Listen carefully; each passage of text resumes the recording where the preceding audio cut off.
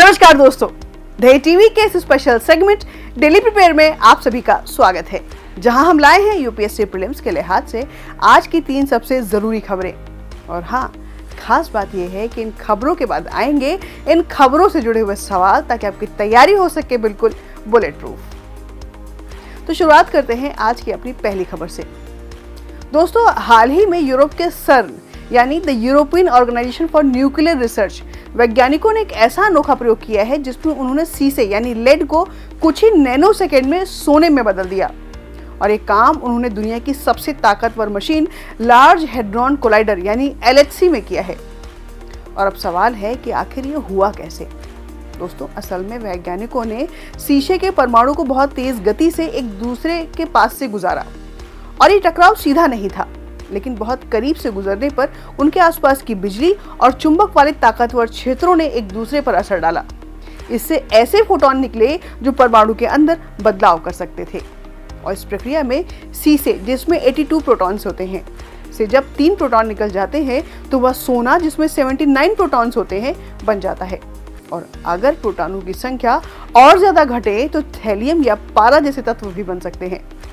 तो ये प्रयोग ये दिखाता है कि आज की आधुनिक भौतिकी कितनी आगे बढ़ चुकी है, जहां अब इंसान प्रयोगशाला में तत्वों को बदलने में भी सक्षम हो गया है।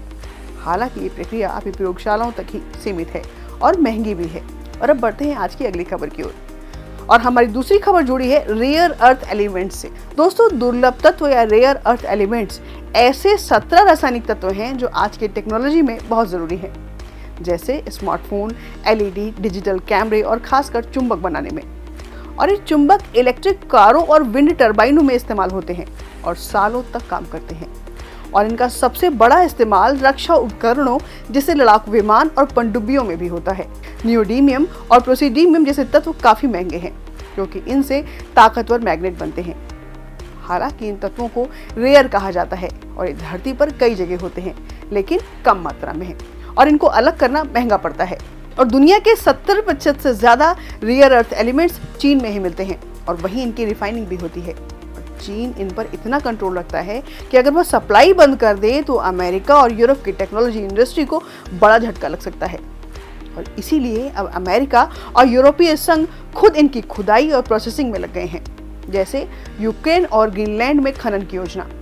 और इन धातुओं को लेकर अब भू राजनीतिक खींचतान भी तेज हो गई है।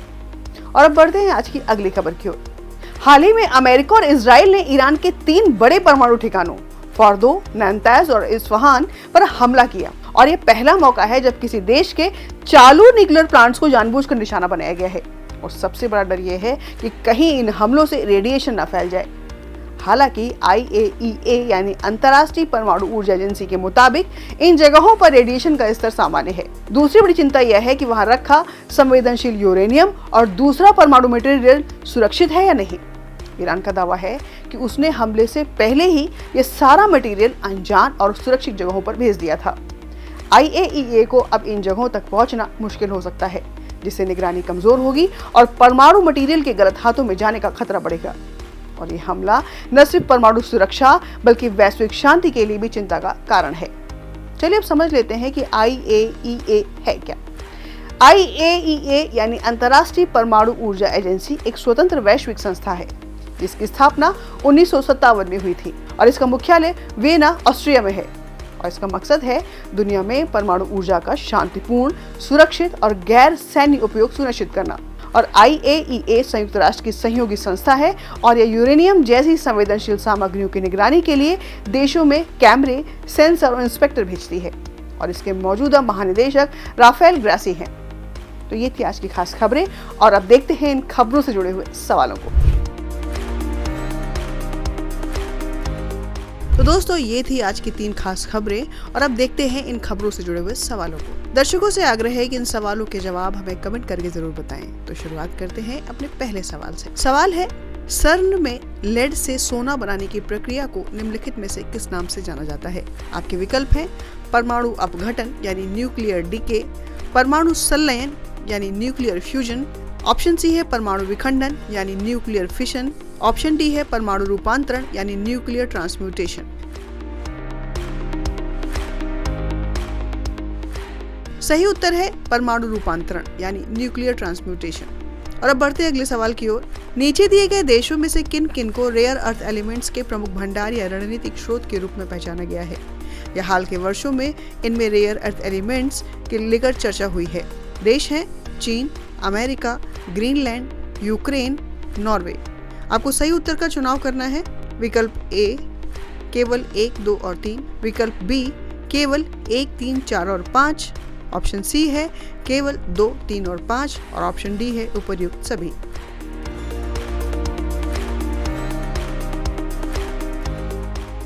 इसका सही उत्तर है उपर्युक्त सभी। चलिए इसकी व्याख्या भी देख लेते हैं। चीन दुनिया का सबसे बड़ा रेयर अर्थ एलिमेंट्स उत्पादक और प्रोसेसर देश है।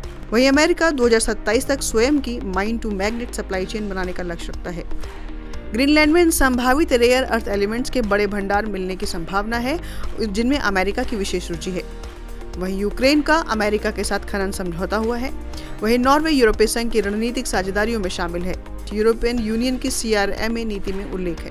और अब देखते हैं अगला सवाल। हाल ही में अमेरिका और इजराइल द्वारा ईरान के सक्रिय परमाणु ठिकानों पर किए गए हमलों के संदर्भ में निम्नलिखित कथनों पर विचार कीजिए।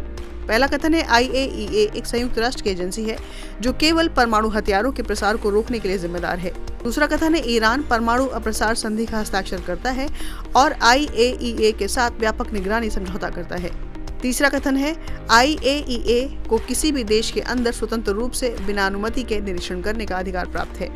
और चौथा कथन है परमाणु पदार्थ जैसे उच्च स्तर पर संवर्धित यूरेनियम के उपयोग और भंडारण की जानकारी IAEA को सदस्य देश अनिवार्य रूप से देते हैं।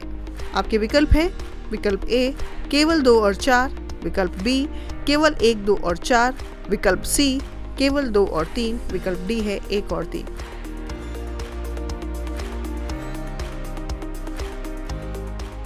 और इसका सही उत्तर है विकल्प ए केवल 2 और 4। व्याख्या देखते हैं इसकी। कथन 1 गलत है।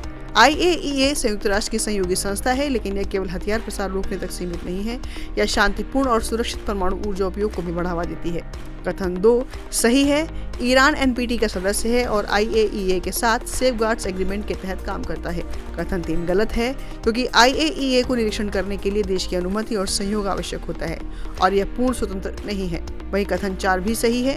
परमाणु सामग्री की मात्रा, स्थिति और उपयोग की जानकारी सदस्य देशों को अनिवार्य रूप से IAEA को देनी होती है। तो दोस्तों, ये थी आज की 3 सबसे जरूरी खबरें और सवाल।